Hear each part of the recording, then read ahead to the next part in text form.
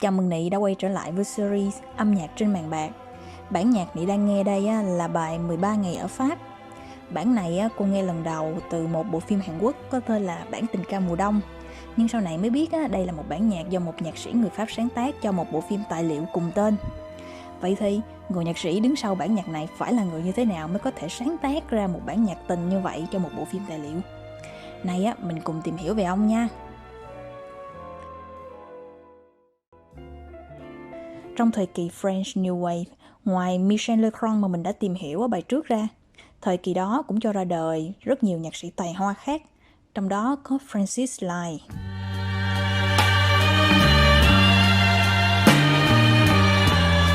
Ông chưa hề được đào tạo chuyên nghiệp một ngày nào cả, thì ban đầu ông kiếm sống bằng việc biểu diễn accordion cho những buổi tiệc ngoài trời cuối tuần.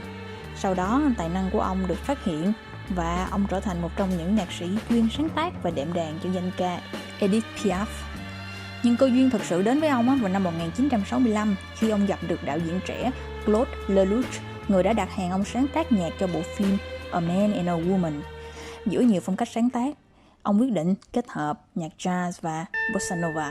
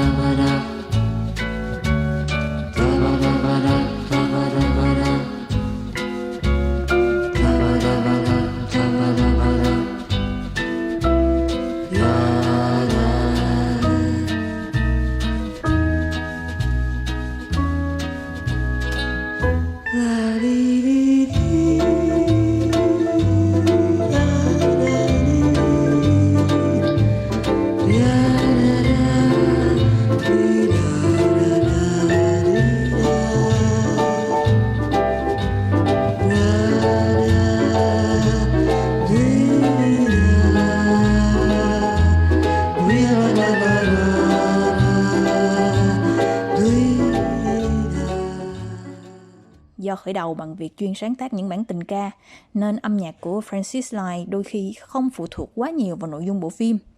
Do đó, khi tách bất kỳ một bản nhạc nào ra khỏi nội dung, thì nó vẫn có thể được nghe như là một bản tình ca độc lập.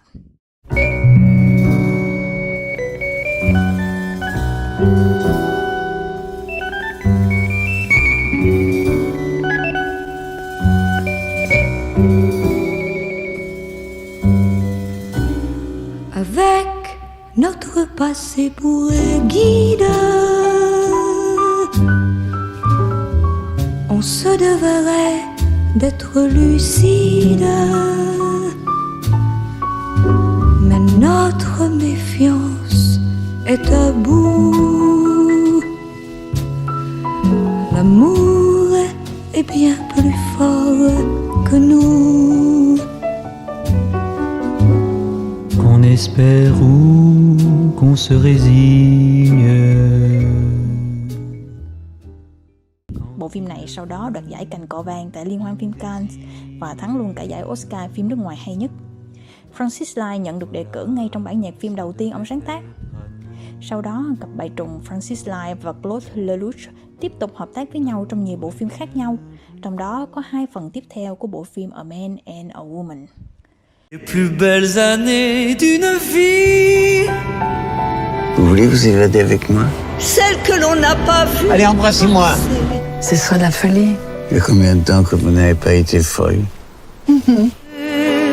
Allez savoir Il qui n'y est a pas beaucoup de femmes l'amour. qui m'ont regardé comme ça. Moi, ma réponse, c'est toi. Toujours. C'est toi. Toujours.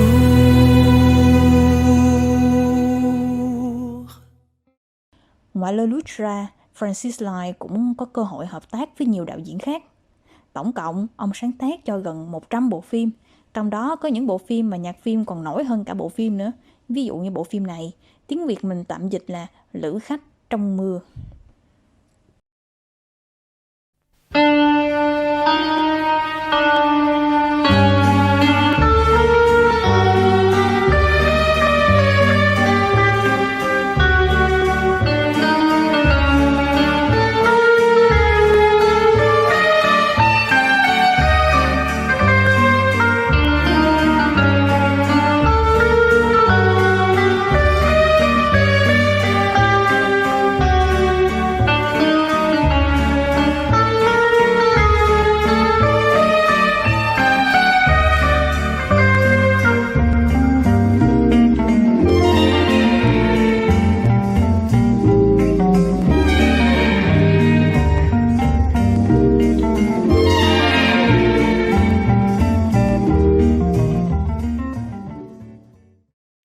Dù rất nổi tiếng nhưng ông vẫn từ chối nhiều lời mời làm việc từ Hollywood vì ông không nói được tiếng Anh và cũng không muốn rời nước Pháp.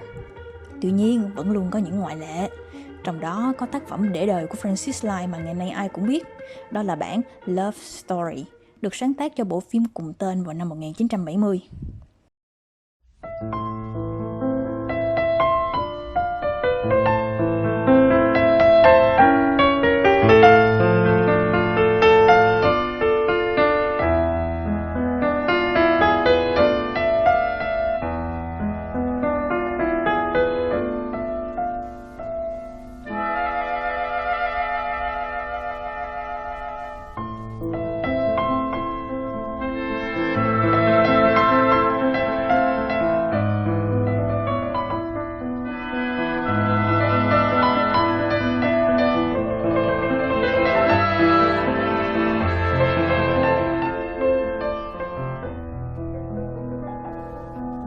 What can you say about a 25-year-old girl who died? That she was beautiful and brilliant? That she loved Mozart and Bach? The Beatles? And me?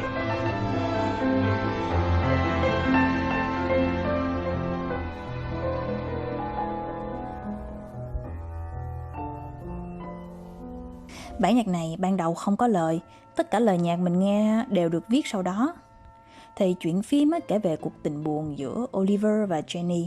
Họ yêu nhau bất chấp sự chênh lệch về hoàn cảnh và giai cấp. Thì cả hai sau đó cưới nhau và sống rất hạnh phúc, cho đến khi một căn bệnh hiểm nghèo chia cắt họ mãi mãi.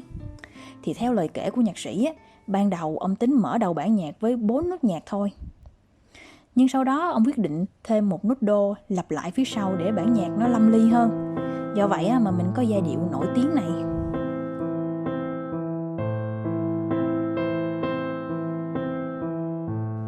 Thì sau 5 nốt này nè, những câu nhạc khác lại quay về cấu trúc 4 nốt nhạc đối nhau.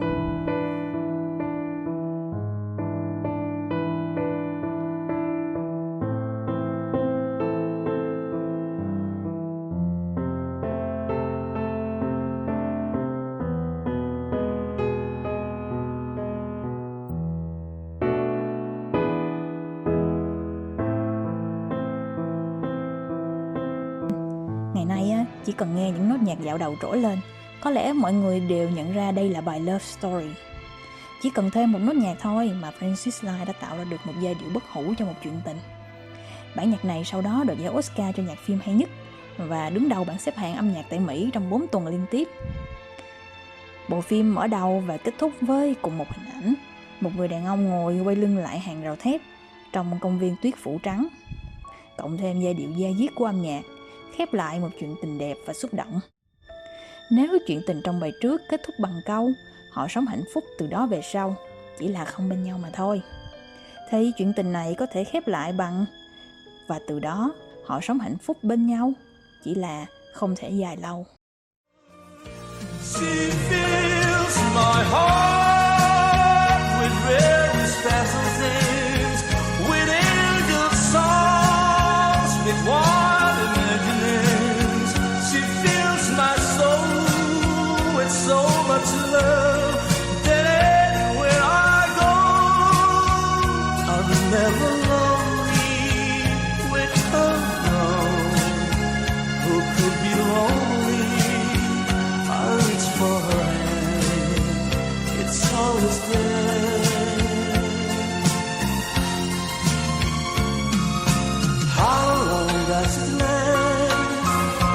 and love you measure by the hours in the day.